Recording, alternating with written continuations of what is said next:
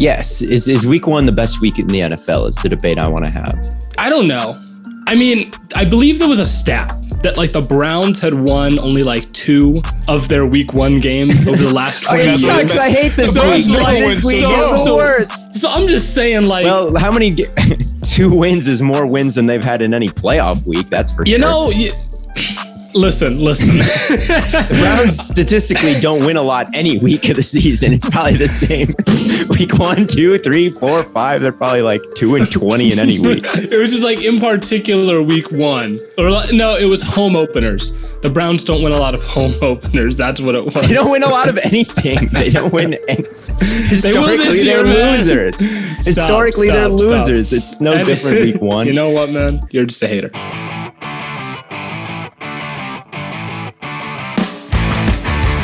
What's up, everybody? Welcome back to another episode of Stay Hot. I'm Blaiden Kirk, joined as always by my 2 favorite co-hosts of all time in Theo Ash and Matthew Sponhour. How are you guys today? Wonderful.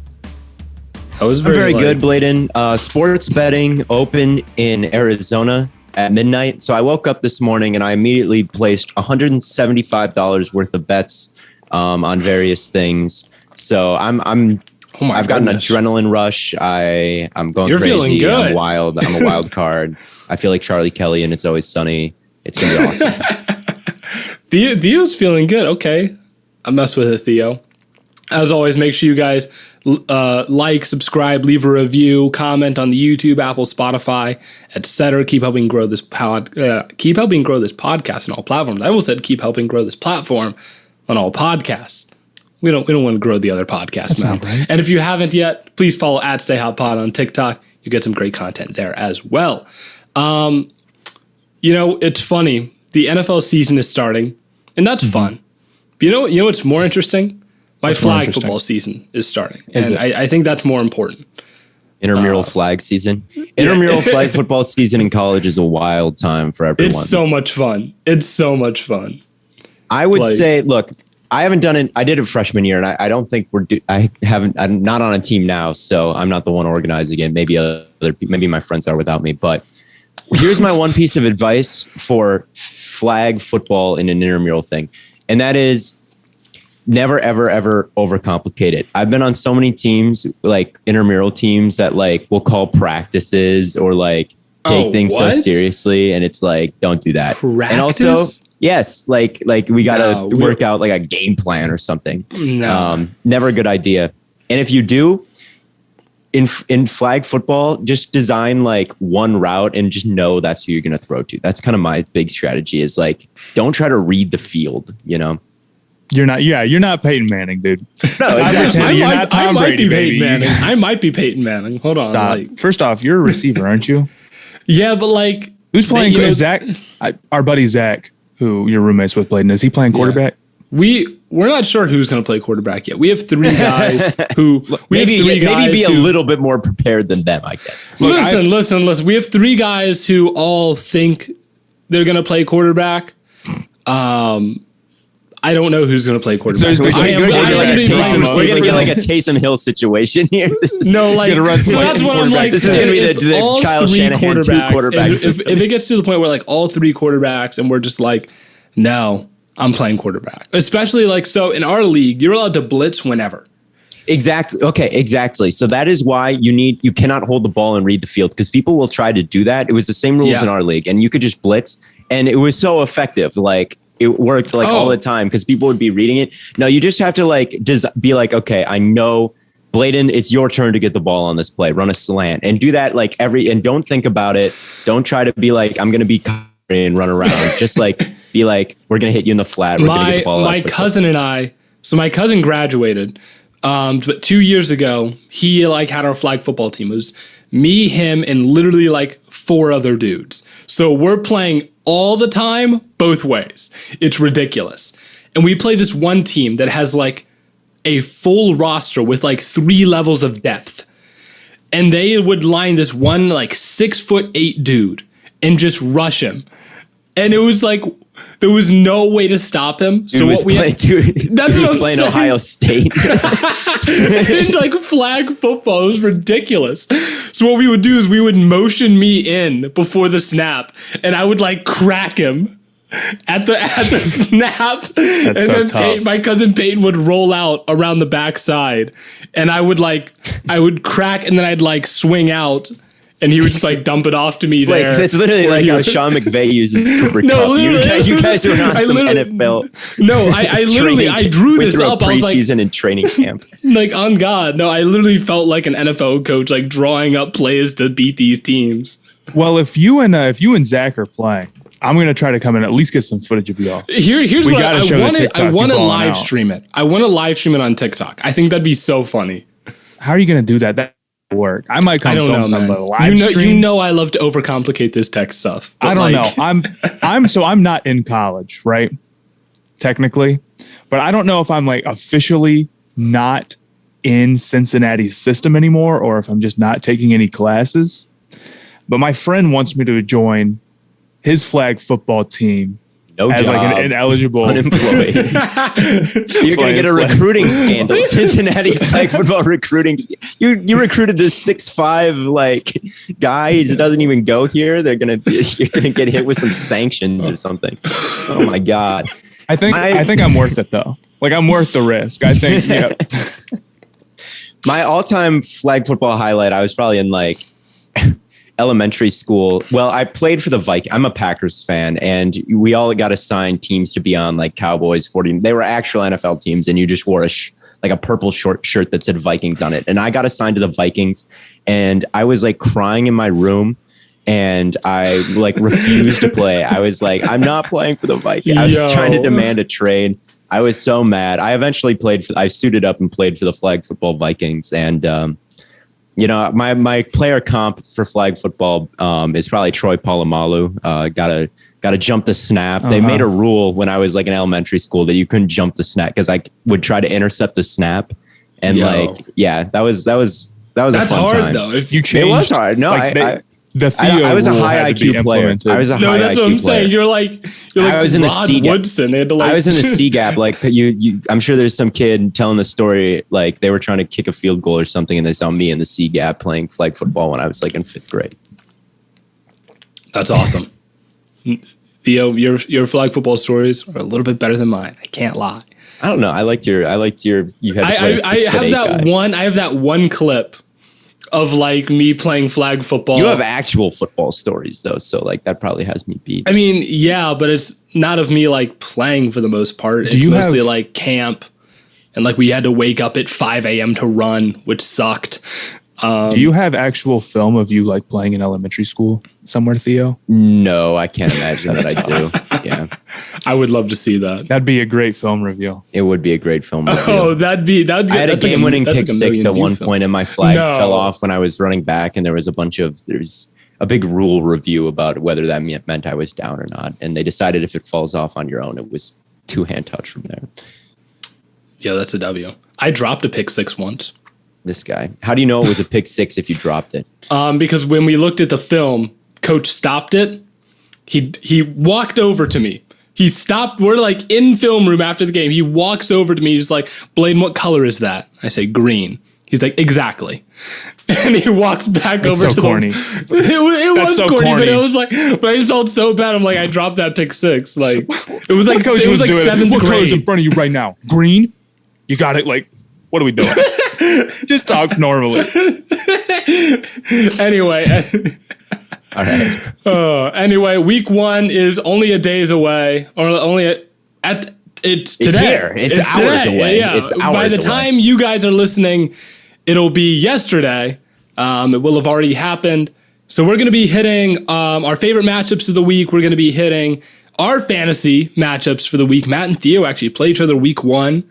That should be exciting. Big game. Big game. It's I saw pretty much Theo the shake his head. I Buccaneers was like, did I versus get that Cowboys. wrong? I was like, did I get that wrong? It's pretty much the Buccaneers versus Cowboys of our fantasy league. I mean, I don't know. My team's pretty good. But we're also going to, hit on our locks that we posted. Just touch on those for a hot second. But before we get into any of that, we of course have our voicemail of the day. The Stay Hotline is of course brought to you by Mint Mobile, and we are so pumped once again to have our first official sponsor. Let's hop into it. Hey, this is Mitchell. I'm calling from Baltimore, Maryland. So I had a question about, I guess this is in reference to Theo's take on momentum not existing. I was wondering if you think there's any comparable argument to home field advantage maybe not being as big of a actual advantage as it's often hyped up to be. Love the show. Thank you very much. Well, you can. Theo, you can I take home this? Home field advantage. Home field advantage is real. Like, as someone who played football in high school, as someone who ran track in home field advantage is real in every sport. It exists in track. It exists in football. Like, you going to someone else's, domain, and I don't know what kind of, at what kind of level this is at the NFL level or even at the college level, but the refs, it's different. Like, the refs are those high schools refs. Like, we would go to different schools and the officiating would be different. Like, and it was obvious. And it's the same thing with track. Their officials are a little bit different, unless it's like a state meet where it's like OSA's there, right? But no, home field advantage is a huge deal. And that can be measured. I mean, home field advantage has been proven to exist. I think last season it was a little bit different. And it like didn't work the advantages, the home field advantage, like whatever metrics they used to measure that said that pretty much didn't matter last year without fans in the NFL. But every year before that, or essentially every year before that, you'll see home field advantage. And I think a lot of it has to do with traveling. Not even so much, maybe even crowd noise or anything, but I think it's interesting when teams flip time zones, that affects how they play as well. If you're a West Coast team who goes over and plays on the East Coast, or an East Coast team that goes and has to play a late night game on the West Coast when it's like 7 over there and your body clock, it's, you're at like 11, like stuff like that. It all factors in. Yeah. Joe Judge had an interesting take, and this is the first time I've seen it from like an active, pro head coach, where he's like, I don't think momentum is real. That Ryan tagged me in that, and he was like, whether or not, you had a great play on first down, you still have to go on second down, and you don't have anything that carries over. You got to execute the same way. Yeah. And I thought that was, that's what I've been trying to say. And I'm so happy to see it. Yeah. He's right. I mean, you can be excited after that first down play, but a lot of times what happens is people get excited and then they make mistakes on the next play. Right. It's very common. Right. And teams will get up big and take their foot off the gas, or they'll score and they'll take their foot off the gas. Whereas a team that gets scored on, gets yelled at, they get chewed out, and they go a little bit harder. That's my opinion. And it's like, people are like, oh, so you don't think mindset matters in the NFL? You don't think like playing confidently? Like, yes, I absolutely do. I just don't think confidence and like mindset gets a whole lot better after you score. It doesn't always like give this big, sometimes this confident boost is almost too much and it hurts you. I think that what happens on previous plays affects you mentally.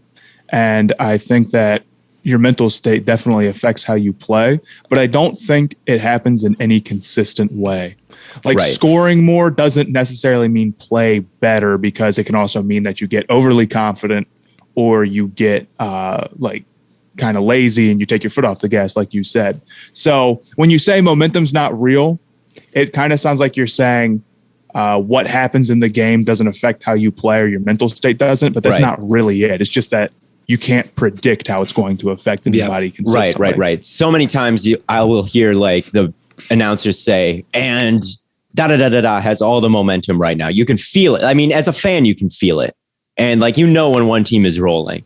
And then I kind of want to measure this year every time I hear that, what happens the rest of the game. That would be really interesting to track. Yeah, to just see because the announcers mentioned it's a cliche. I'll hear it hundreds of times this season. So I mean, I never hear it because I don't listen to the games, but I don't think that's as bad of a take as I initially thought. I was watching college football and I turned the volume off and I was listening to music and I'm like, I can kind of see the appeal. It's just here. like for Depends who's most announcing. games, It does depend. it's for most games, right? Like when I watched the Browns Ravens last year, I had the audio on because that was like such an intense game.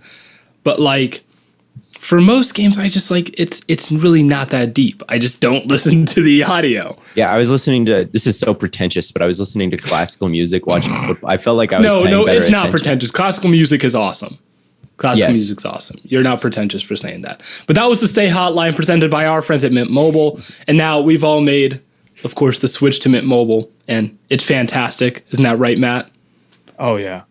It's the best. And Mint Mobile offers premium wireless for just $15 a month. All plans come with unlimited talk and text, along with high-speed data delivered on the nation's largest 5G network. You can use your own phone with any Mint Mobile plan and keep your same phone number along with all of your existing contacts. And if you're not 100% satisfied, Mint Mobile has you covered with their 7-day money-back guarantee. Switch to Mint Mobile and get premium wireless service starting at just $15 a month. To get your new wireless plan for just $15 a month and get the plan shipped to your door for free, go to mintmobile.com/stayhot. That's mintmobile.com/stayhot. Cut your wireless bill to $15 a month at mintmobile.com/stayhot. Now let's get into the best matchups for the week. Basically, these are the matchups that we can't wait to see. We're not going to get into our locks quite yet. I don't even know what that means. Matchups that we're excited to see. I guess it's just kind of a vibe, a feel. Specific players that we like a lot. Yeah, it doesn't have a specific meaning. It's just like a vibe that we like. And then Theo, I think you wanted to touch on the idea of if week 1 is the best week in the NFL. Or was that you, Matt? Is week 1 the best week in the NFL? Is the debate I want to have. I don't know.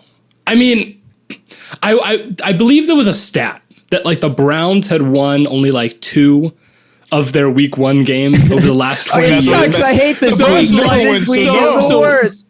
So I'm just saying, like, well, how many? Two wins is more wins than they've had in any playoff week. That's for sure. You know. Listen. The Browns statistically don't win a lot any week of the season. It's probably the same.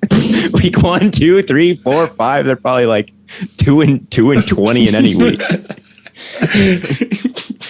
It was just like in particular week 1. Or no, it was home openers. The Browns don't win a lot of home openers. That's what it was. They don't win a lot of anything. They don't win any.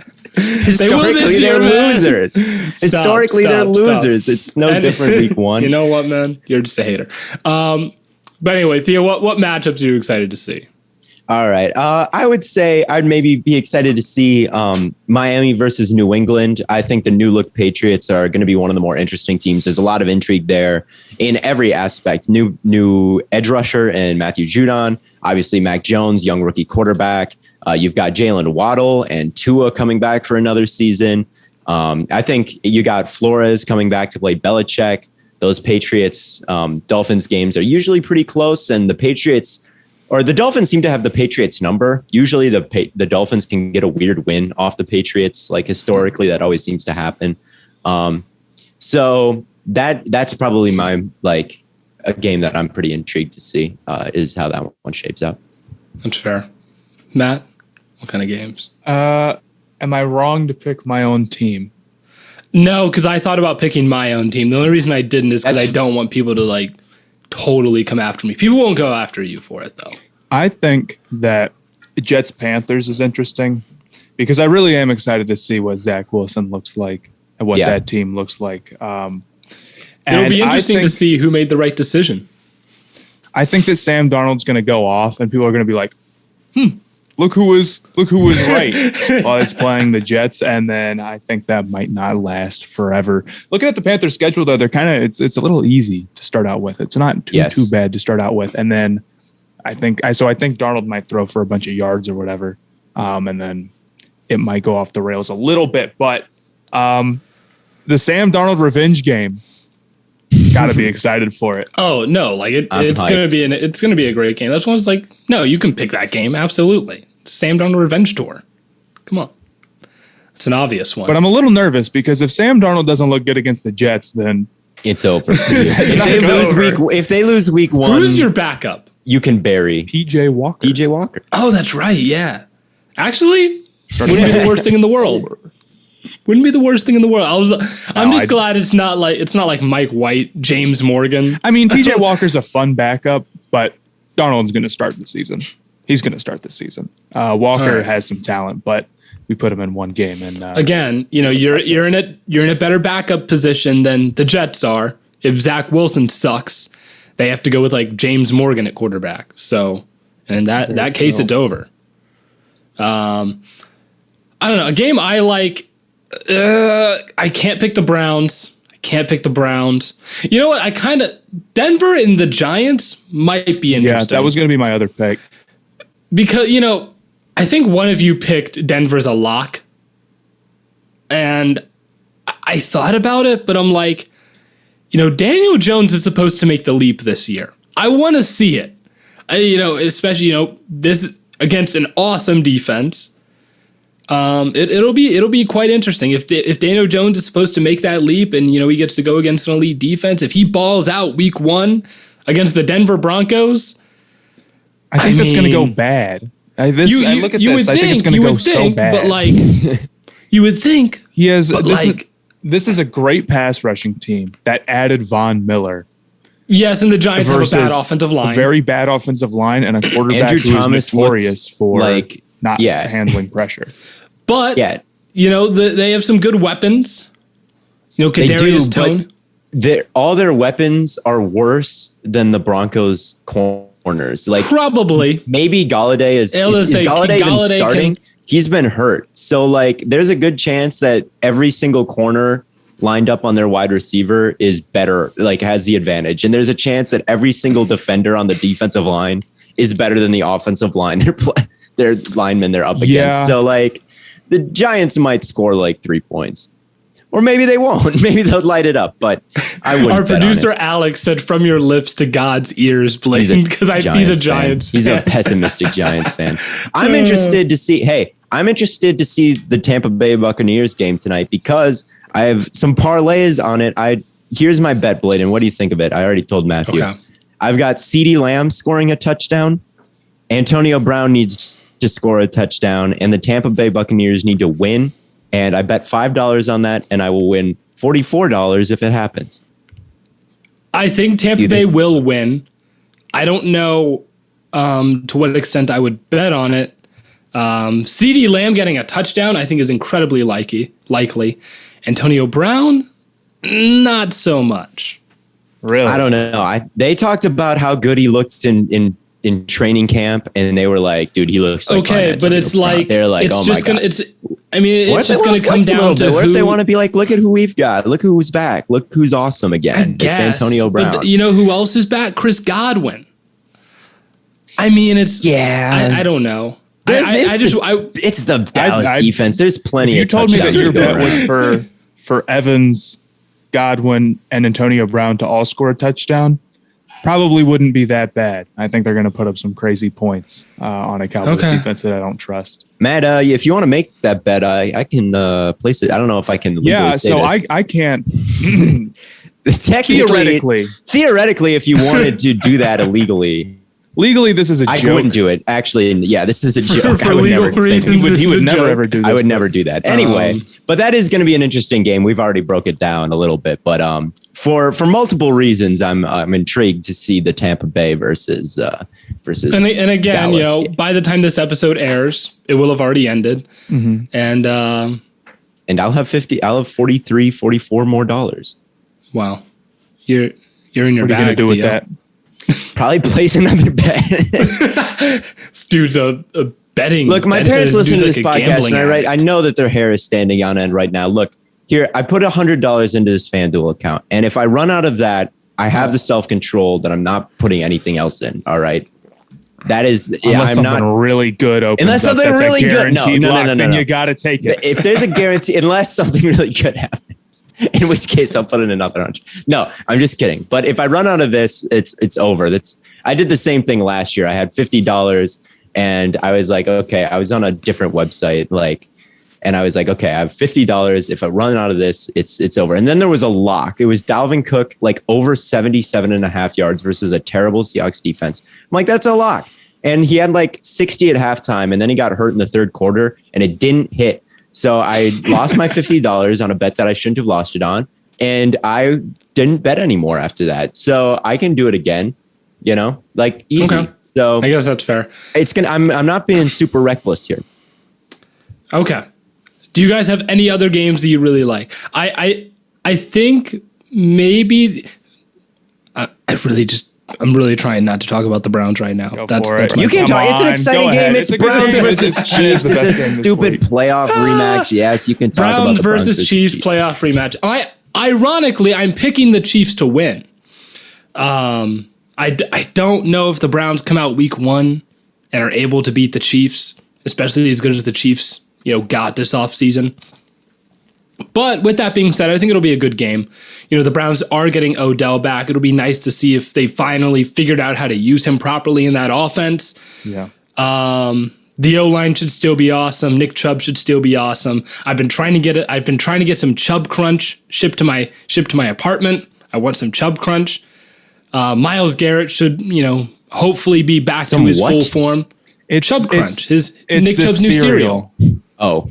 Blaiden, why would you say that like everyone would know what that was? He's been posting about it like all month, the past 2 weeks. I don't follow Nick Chubb. You don't follow Nick Chubb? What's wrong with you? I'm looking it up right now. Follow Nick Chubb. You sound like Jerry Seinfeld. You don't follow Nick Chubb. It's Chubb Crunch.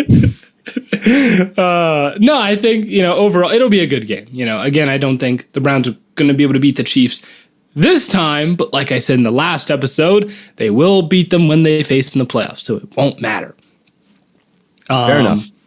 I don't know. Pay $30 for 2 boxes of Chubb Crunch. I'm looking at it right now. That's how much it costs. Did you pay $30? No, I haven't ordered it. Gab said she was going to buy some and mail it to me. I wouldn't blame you for doing it. Look, the NFL Ed Sheeran merch dropped yesterday, and I am not a pig. $250 for a jacket? The hat was $32, and I got the hat. I got the Ed Sheeran Here's the thing. hat? No, Theo deserves to be defended. As the hat expert on this podcast, I can tell you that the New Era cleanup is far and away the best model of hat out right now that you can get. And it's not...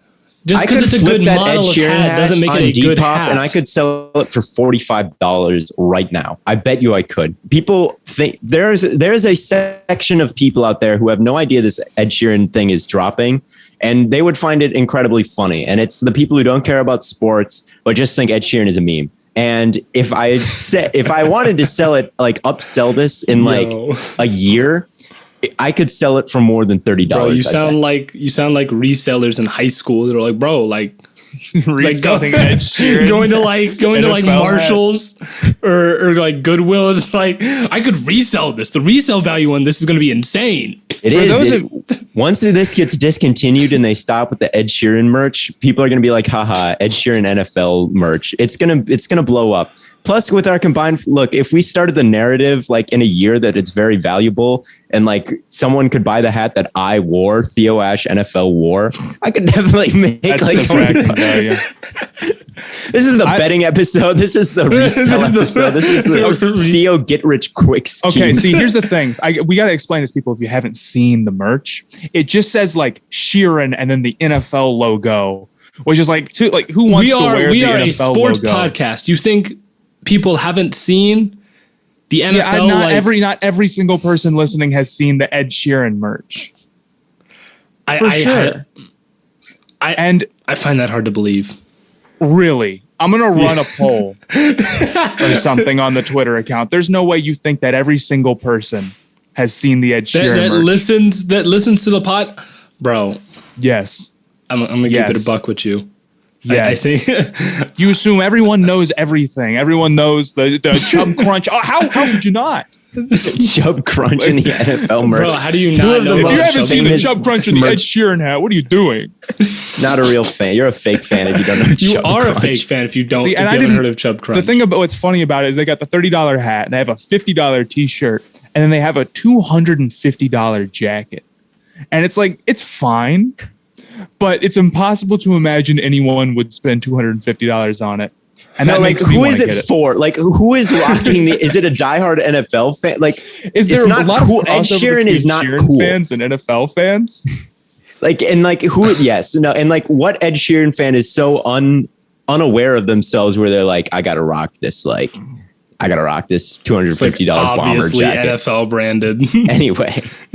Anyway, so if you're spending 30 on Chub Crunch, our producers like get back to talking about football. Is this not football? Ed Sheeran paired with the NFL. Ed Sheeran's NFL. Anyway, one more game I'm excited to see is I'm excited to see the Washington football team and the Chargers. I'm excited to see how the Chargers' new offensive line holds up versus that ferocious pass rush. I'm excited to see Justin Herbert. He's back for year 2. I'm excited to see Ryan Fitzpatrick. It's about a dead even like 50-50 toss-up type of game to me. I'm excited to see how both of those teams look.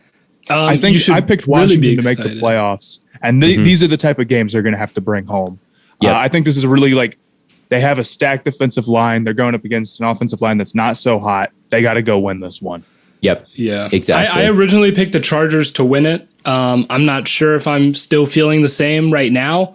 But I did predict the Washington football team to be 10-7, and that would make them an 8 seed and just barely miss the playoffs. So. I think I bet on Washington, but I made so many this morning that I can't quite remember. Yeah, the spread's just even. So Yeah. I would go Washington here. I think I trust defenses like that, and I think Curtis Samuel and Terry McLaurin. I've always been a big offensive guy myself. So like, Matt, speaking of bets, one more.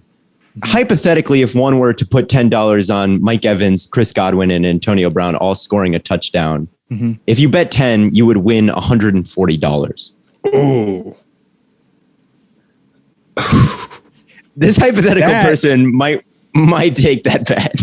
I'm going to be real with you, man. The problem with that is not Brady throwing for 3 touchdowns. Obviously, it's him doing it to the right people. And Rob Gronkowski is there, and he's probably going to steal one. But I don't know. They also have Giovanni Bernard. What if he just like gives one to Giovanni Bernard? Like a screen pass? I mean, there's a ton of people who could catch touchdowns. I don't know. I kind of think that's a good bet. I'm going to say it. I kind of think that's a good bet. All right. Well, hypothetically, talk to me after the podcast. All right. Theoretically, Venmo me $10. Okay. So we posted a tweet going over our locks for the week. Or it was just like listing our locks for the week. Theo, do you want to describe how that game goes? Because I still don't exactly know. So my idea was, instead of making game picks on every game every week where you're just guessing, you can just pick a couple that you feel confident in. If you feel confident in every game and you want to guarantee it all, you can pick every single game that week as your lock. If you don't feel confident in any, you can pick 0. And my idea for the game is we all pick our locks, and for every one we get right, we get a point. But if we get any wrong for that week, even one wrong, we get 0 points. If you got 9 right and 1 wrong, it would be 0 points for that week because they're locks. All these guarantees, they've got to mean something. All right. So that was my idea for these locks of the week. And at the end, we add up all the points and we see who did the best and who had the most locks. So the strategies are, and you can also come back. If you're down by a lot, you could hypothetically come back by like making a lock on every single game in a particular week. So that was my idea for the game. I think that's a better way to do game picks. Yeah, I like it. I think it's pretty fair. I was originally thinking like, oh, if you get one wrong, you lose points, but then you would just bet on every single game. Yes. And then, no. Yeah. And that zero points for the week if you get any wrong. So we all bet on 3. That was all of our strategies to begin, like maybe feel it out a little bit. My 3 were the 49ers versus the Lions. I think that's a lock. I projected the Buccaneers to beat the Cowboys by 11. So I figure like if I'm predicting a double-digit victory, I might as well call that a lock. And then I've got the Rams beating the Bears. Those are my 3 locks. I should have picked Rams, Bears. I'm dumb. They're starting Dalton, aren't they? Yeah. They are starting Andy. That is a mistake on my part then. I mean, technically, you could probably still add it if you wanted. We haven't posted this on TikTok yet, and we're talking about it right now. We posted it to the Twitter. I didn't pick the Rams as locks. I would Mostly pick the Rams because as a lock. I still think there's going to be a bit of a transition period almost with Stafford. I could see that. I mean, the Bears know him well, so I don't think it'll be to the point where the Lions win, or not the Bears win, but I wouldn't. It's not enough for me to say it's a lock. A lock has to be like I feel literally there's no way this team loses. Who are your three locks? Or Matt. I'm going to switch. I really did forget that. I thought Fields was starting, and I'm like, okay. Even then, I'll go with Rams. Are you adding that or switching out one of your other I'd teams? like to switch out one if I could. Is it probably the Jaguars, I'd assume? Yeah, I wanted to bet against Houston, but let me just see how that goes for a week before I really start going It's against like I Houston. like Jacksonville, but they're not that much better than Houston, if we're being totally honest. I think they're pretty... I understand that Jacksonville is maybe still a sub 500 team, but I think the gap between them and the Texans is pretty big because I think the Texans are really bad. It's significant, but it's not. It's not like the gap between the Chiefs and the Texans, where you would bet the Chiefs to beat the Texans 100 times out of 100. The Chiefs are better than the Jaguars, so the gap is bigger, right? The Texans won 4 games last year and lost to Deshaun Watson, JJ Watt and JJ Will Watt. Fuller. So Will Fuller. That team potentially their best defensive player, wide receiver, and a top 3 quarterback in the league. I wonder if they will be good this year. The other game I had Bills, not Bills. I had Bengals, Good Broncos, Minnesota. and Minnesota. Yeah. Yeah. So I think Minnesota beats the Bengals. I think it's going to be a really tough game back for Joe Burrow. I also just think the Vikings are a better team. So I'll go with Minnesota there. And then kind of my, maybe not the most likely pick, but I do have a conviction about Denver Giants. I'm rolling with Denver. I just think it's a bad matchup. I think it's a bad matchup for New York. We just talked about this. Their offensive line is not going to be able to handle what Denver throws at them. Their secondary is too good. And you can say the same thing. The Giants also have a good defense, and it's not like the Broncos are going to be amazing on offense. But I thought I'd roll with that one just to round it out at 3. I guess that's fair. Sounds good. I disagree heavily with that Denver as being a lock. I can see picking them to win, but a lock? That's I don't know. Benched Lock. How can it be a lock? How can it be a lock? They don't even have. They're not even playing lock. But my first one is Baltimore versus the Raiders. They play the Raiders. Yeah. Yes. I don't see a scenario in which the Raiders really even have a chance. I don't think they have a single player on defense. They beat the Chiefs last year. Yeah, but it's because it's like the Raiders playing the Chiefs. They just have that like division rivalry for whatever reason. They can play the Chiefs tend to underperform against teams in their division, especially the Chargers. They always seem to, and they do it against the Raiders. They do it all the time. The Raiders literally, I have the Raiders going 4-13, and 3 of those wins are in their division. I think they're beating each team in their division one time, just because that's just how their division works. I don't know why. It does. My other one is the Bills. Over the Steelers. Steelers fans see, here's the thing. I posted, I swear I posted something about this, or maybe it was just on the Twitter, where Steelers fans were like, wow, of course you're picking the Bills, biased. And it's only Steelers fans calling me biased. And yeah, I think the Bills over the Steelers is a pretty safe bet. They played last year, and the Bills beat them pretty easily. And the Bills I think got that better. The Steelers got worse. This year's version of the Steelers is probably not going to be as strong as last year's version of the Steelers. The fall off amount is up for debate, but I can't imagine this year's Steelers team as being substantially better. Probably a downgrade. So I think that's a valid pick. Bills over Steelers. Yeah. Sorry, Steelers fans. Especially week 1. Maybe like into the season, maybe the Steelers get into some form of a rhythm. Maybe they could beat the Bills, but week 1, no. Not a chance. And then I have to agree with Matt on the Vikings. beating the Bengals. I'm sorry, Zach. I don't know if he's here, if he's in class right now, but he's here. He responded. Our buddy Zach is a Zach's a Bengals fan, so that's why I apologize to him. But just kidding. I know there's lots of Bengals fans. All too well. It's just like their O-line against Minnesota's improved defensive front. Getting Danielle Hunter back. I think they got Sheldon Richardson now. Trey Waynes is out, so that means it's going to be Eli Apple on Justin Jefferson, most likely. Is that true? Yeah. That's not going to be good. That's what I'm saying. It's not going to be good at all. And not to mention, Jamar Chase doesn't look ready for week 1. Joe Burrow, I'm not sure is ready for week 1. Yep. It might be a bloodbath. Not going to be a good start for Cincinnati, if I do say so myself. So I went and checked. Theo, you just picked the 3 games with the biggest spread. Yeah. And I think, did you know that by design, or was that? I did not know that, but looking at the games, I was like, there's 3 pretty obvious ones here to me. I'm really surprised that the Cowboys Bucs game has the biggest spread of the week.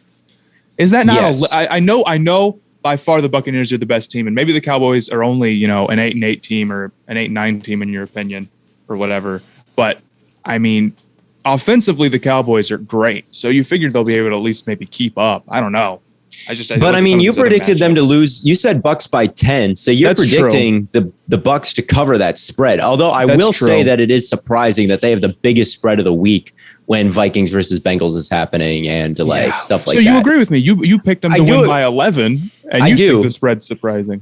I do. I did not know that was I do now because I bet this morning, but I didn't at the time when I did these locks. I mean, I assumed it was probably going to be 49ers Lions with the biggest spread. That to me seems like the biggest lock. What? I meant to say something about that. I don't know why, but for whatever reason, I feel like the 49ers Lions game might be kind of close. I don't know. Penei Sewell looks kind of awful. He's going to block Nick Bosa. I'm just saying, you can expect the Lions to be a little bit better defensively with a better defensive coach. Yeah. I can expect the 49ers to be a little worse defensively. I don't know, man. From last year or 2019, I don't know if I'd predict them to be worse than they were last year. Maybe about the same. Nick Bosa is really good. Losing Saleh, he's like a kind of a game changer. You can't just disregard the fact that they lost maybe the best defensive coordinator in the league. Maybe, I don't know, but they're playing the Lions here. Let's not get it twisted here. They're playing Jared Goff. He's not a hard nut to crack, I think.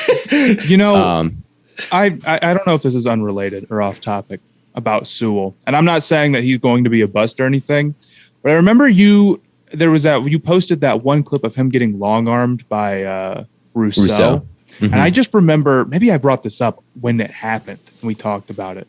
But I remember in the pre-draft process, didn't Sewell's arms measure a little bit shorter than you wanted them to? And people cannot remember. I feel like I remember people saying, "Oh, that doesn't matter. He's an elite prospect. Stop worrying about stupid stuff like that." And I'm not saying that type of thing dooms a prospect, obviously, but it does matter. It does. And hand size matters for quarterbacks too. It does. Hand size matters for quarterbacks. And as someone think about a basketball and I could dunk I can kind of dunk on but I could do way cooler dunks if my hands were bigger. If I could throw the football way farther if my hands were really big, if my hands were huge, you can just grip things, palm them, and you can throw it farther. Small hands and measurements like that absolutely matter, and that's why Greg Rousseau, again, gigantic arms, rare body types tend to hit. Rare body types tend to be good investments because they just can do things that other people can't, and people like to pretend it doesn't matter, but they're oh, hand size, look at all these highlights, but yeah. It shouldn't be if a team's turned off from a great prospect because their hands measure half an inch short, that's stupid. But not taking into account at all is also not it says not right. Penei Sewell Scouts rave about his quickness, though his arm length does draw some concern from scouts. So you're right about that. And just like looking at his tape, I saw a thread someone posted who has preseason all 22. I don't know where he got it. But I mean, Sewell just looked horrible against the Steelers. PFF charted him with a 13 pass blocking grade against the Steelers in that preseason. Christ. 13.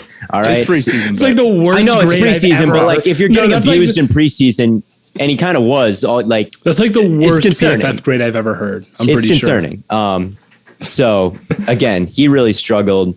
I think the 49ers are locks, but anyway. Okay. We got to talk about now.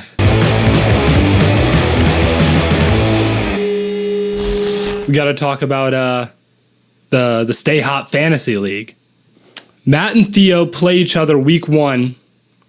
And, I could sit here and if I ask them, oh, who do you think's going to win? They're each just going to say themselves. Like maybe Theo would like not say himself because he's the guy that never bets on like his own team. I said the Packers. It's a new year, new me. I bet the Packers win the Super Bowl. So maybe I should just sit here and pick who's gonna win. All right.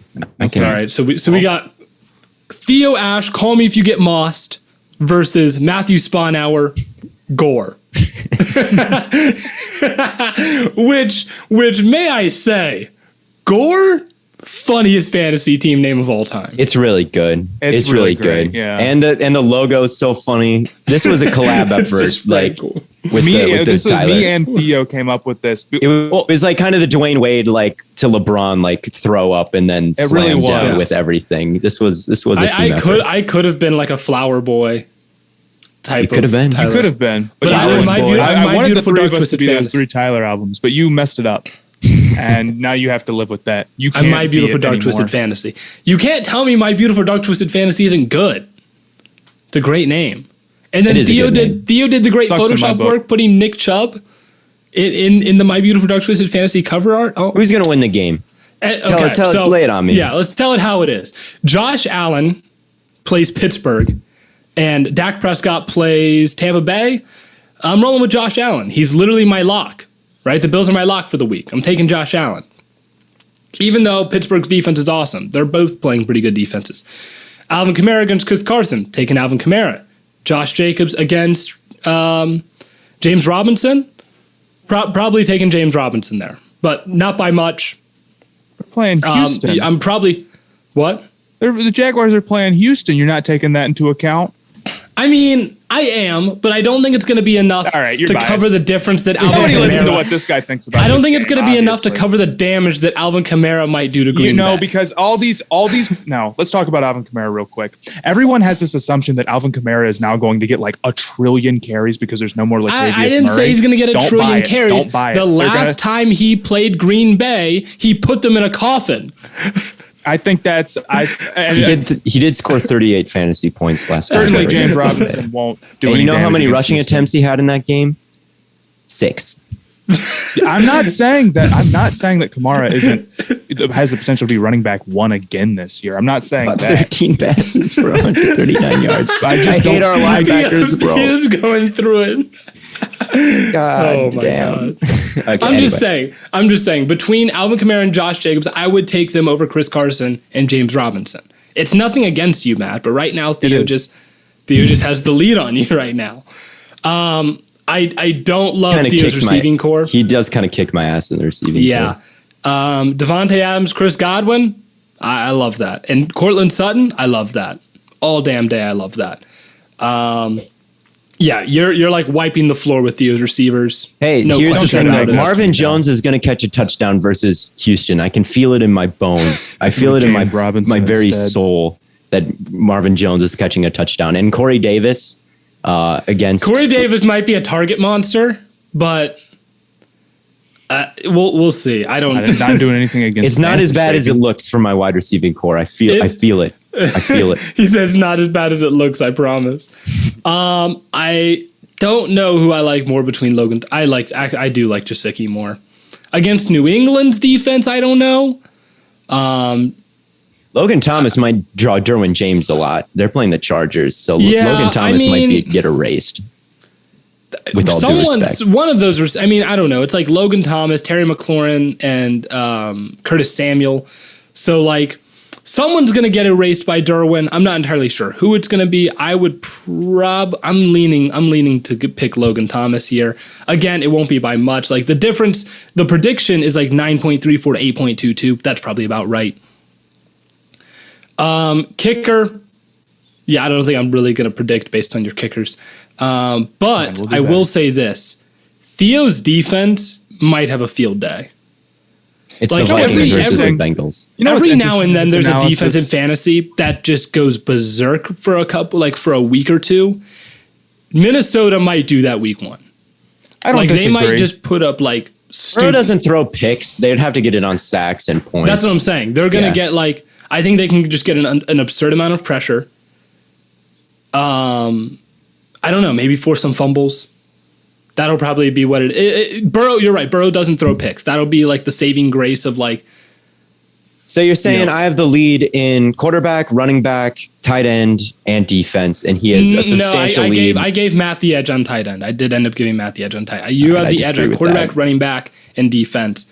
But at each of those positions, or at running back, I would say it's a pretty wide margin. Quarterback, I'd probably relatively close. In defense, I'd say it's a pretty wide margin. But Matt has you beat by such a wide margin at receiver, and I would say probably a fair margin at tight end.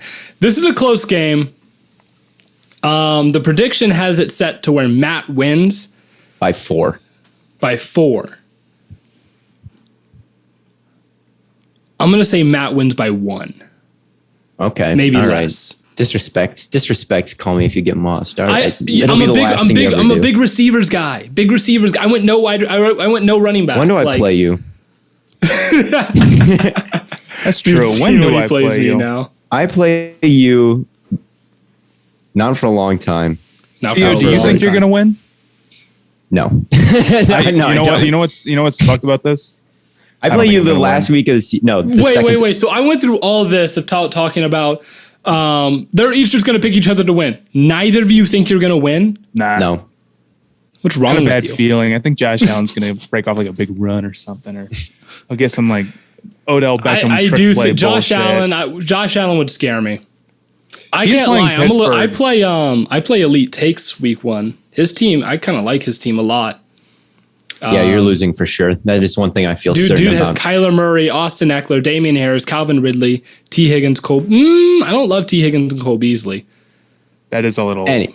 That's a little sus. But he has Hawkinson and Miami's defense. That's a pretty good team. I can't lie. We can't all start 0-1. Either me or Matt is getting a win here. Listen. We think it'll be each other.